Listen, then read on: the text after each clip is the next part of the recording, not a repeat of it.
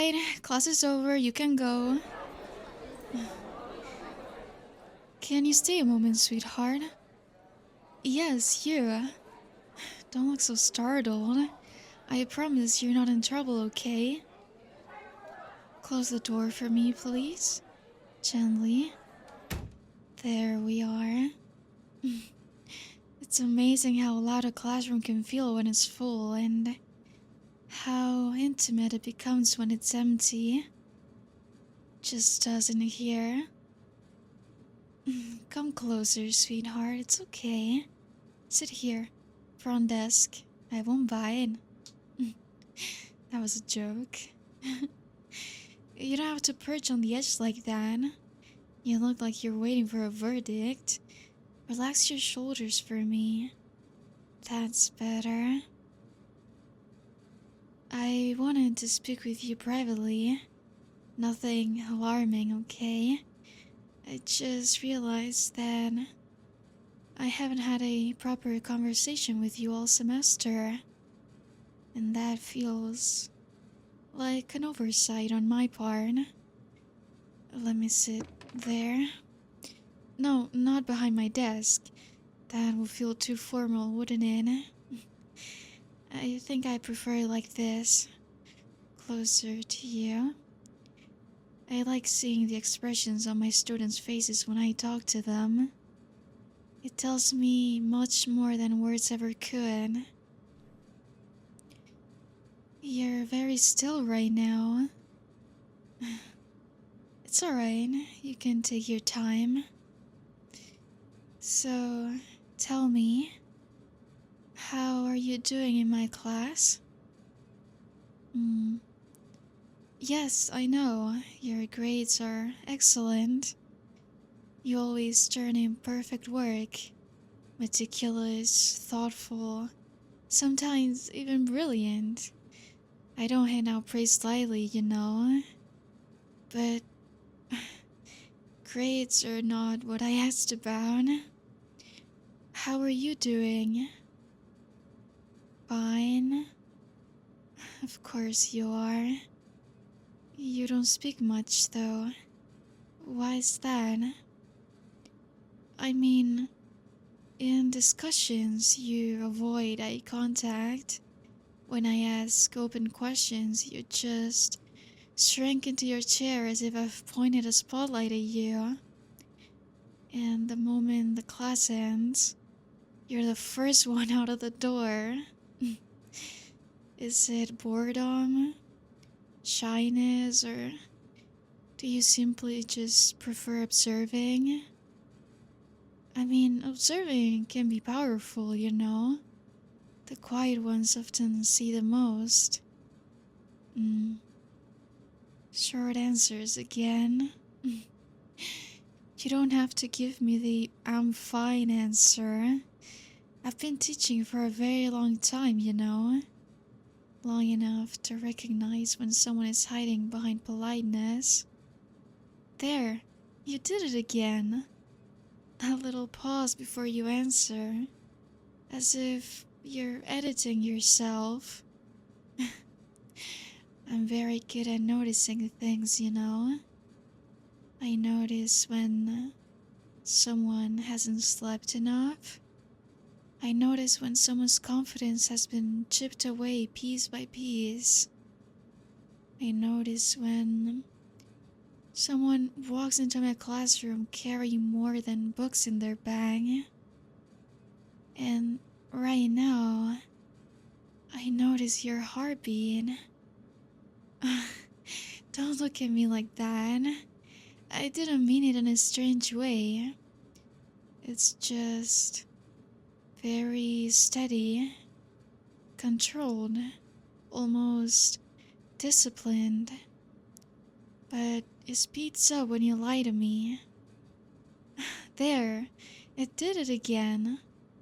You said you're fine, but your pulse disagrees. Relax, I'm not accusing you of anything. I find it endearing. You're trying so hard to be composed, to take up as little space as possible.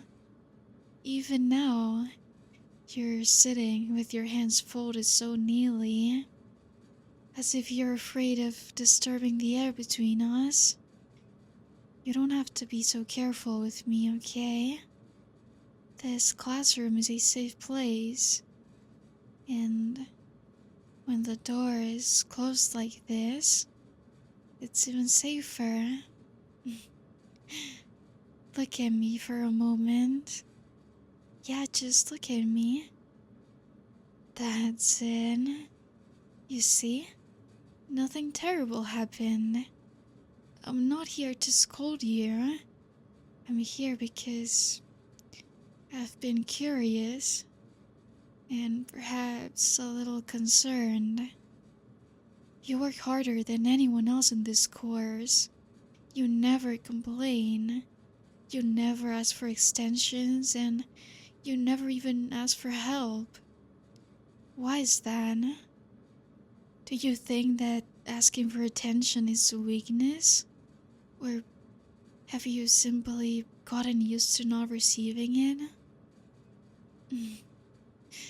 There it is again, that silence. You're very practiced at disappearing in plain sight, aren't you? But I see you. I've seen you since the first week, sitting in the same seat, back straight and eyes down, listening more intently than anyone else.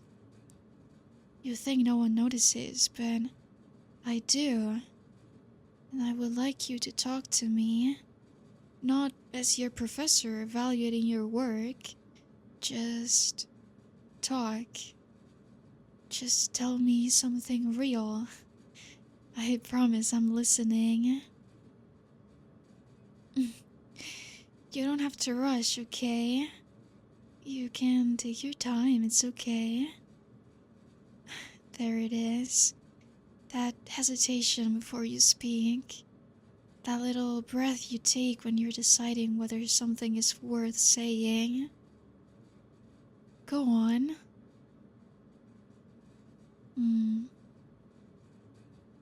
So, it's not that you don't have anything to say. It's that you don't think anyone wants to hear it.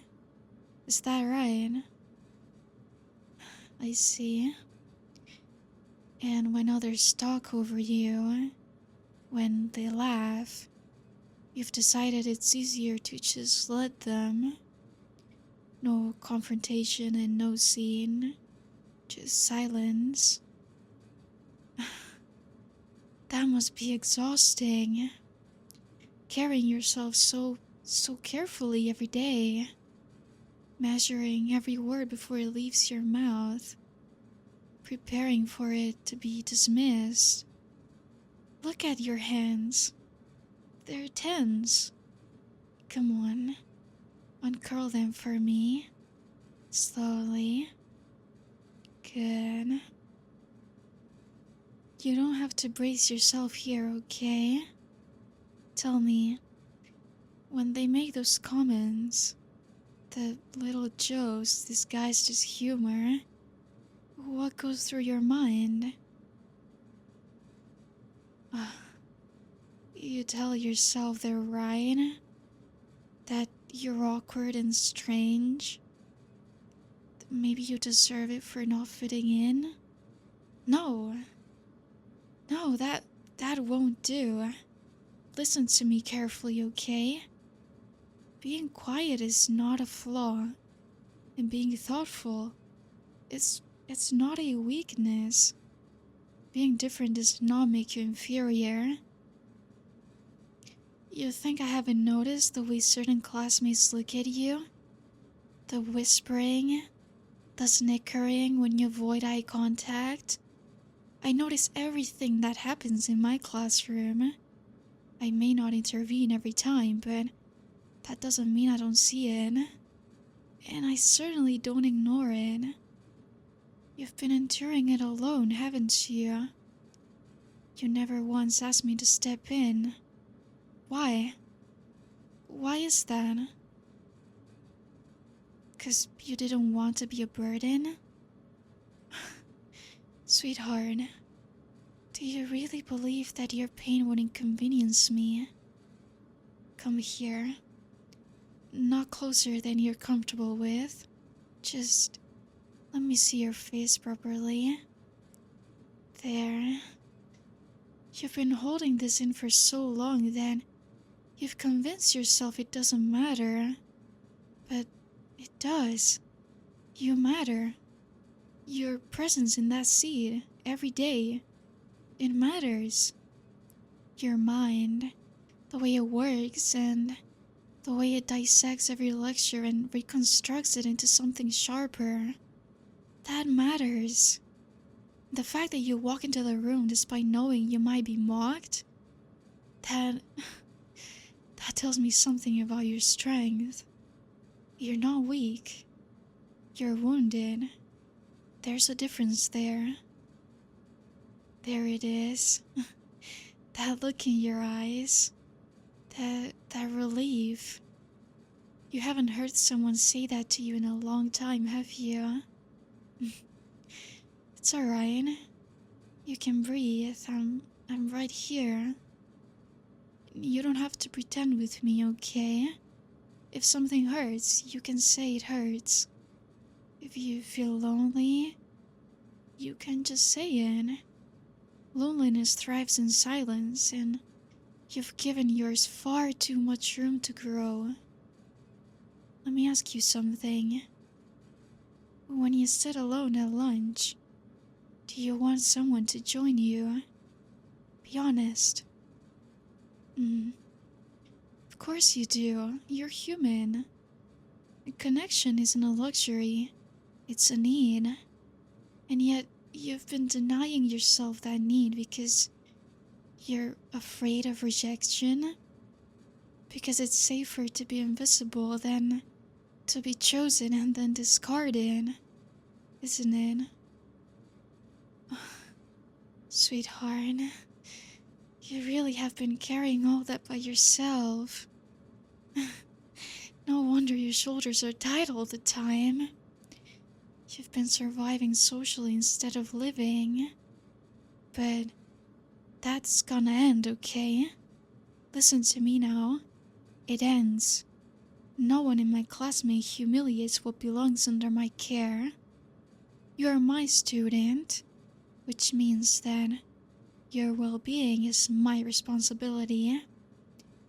And I take my responsibilities very seriously. Do you understand? Good. I don't need you to confront anyone if that's not your nature, okay? But you will not shrink yourself into nothing. Not anymore. You deserve to take up space, and if anyone has a problem with that, they can answer to me. You look surprised. It's okay. I just need to make sure that you know this, okay? You are not alone in that classroom. Not while I'm standing in the front of it. If you falter, I will notice. If you're hurt, I will see it. And if someone dares to cross a line, they will learn very quickly that I am far less gentle than I appear. You're looking at me like you want to ask something. Go on, you can. Why you? Why am I so protective of you in particular? That's a fair question, I guess. You're wondering if I do this for everyone. If I pull every struggling student aside and speak to them like this. Well, no, I don't. I do care for all my students, but this is different. If you're asking why I'm drawn to you, why I sound so certain when I say I'll protect you, The answer is not very simple here, but I suppose you deserve honesty. There are instincts in me that are older than this campus itself, older than the buildings and older than the city. Instincts that sharpen when I encounter something rare, something unguarded in a world that rewards cruelty. You are not loud. You do not hide behind arrogance. You just endure quietly. And that calls to me. It's in my nature to notice the vulnerable, to claim responsibility where others feel discomfort. And you ask why I sound so certain. It's because certainty runs in my blood. There it is again. That curiosity in your eyes. You're connecting the dots, aren't you? You've noticed things too. The way I never seem tired. The way I can stand very still and somehow you still feel watched. Go on, ask again. Yes, you're right. I am not entirely human. You're very calm about that. Braver than most, I would say. No, don't pull away. If I meant you harm, you would have felt it long before now. I've been very careful with you. And I don't reveal myself lightly because it complicates things, but you asked why my protectiveness feels deeper. It's because when I sense someone fragile and luminous at the same time, something ancient in me stirs. Look at me. Do you feel unsafe? Tell me the truth. No? Good. Because you aren't. You're closer to me now than you were a few minutes ago. You didn't even realize that you leaned in. Your knees are almost touching mine. And if that makes you uncomfortable, you can say so. It doesn't? Alright. Then stay. Let me look at you properly. Your eyes are searching my face for sign of deception. You won't find any. I have no reason to lie to you. You asked why my protectiveness feels different. It's because it is. I don't simply want you safe in my classroom. I want you safe with me. There's a distinction there. I wanted to be someone who notices your victories, someone who softens the edges of your defeats. That desire, it isn't entirely academic, and you deserve honesty. I asked you to stay because I was concerned, yes, but also because I wanted you here, close to me, in this quiet room where no one else can interrupt, where I don't have to pretend I'm different. You make me less and different than I should be. Does that frighten you? It shouldn't. I have control over myself and over my impulses, over the distance between us. But I am choosing to lessen that distance slowly. Only if you allow it, of course. Are you still wondering? You are? I mean, it's okay. You don't have to be afraid to ask questions, okay? I'm sure you have an idea, but you can ask me if you want to. I promise to tell the truth. What am I? That is a very deep question, but I know what you mean. I'm a vampire. That's right. You don't have to act any different now, okay? I'm the same person that I was 2 hours ago. Except now, you know my little secret. That I'm a vampire. But also, that you belong to me. Are you okay with that? Yeah? Do I scare you? No? That's so good.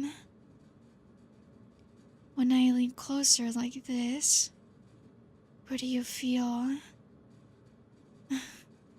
Your breathing changed. Is it curiosity? Or nervousness? It's alright. There is no punishment for honesty here.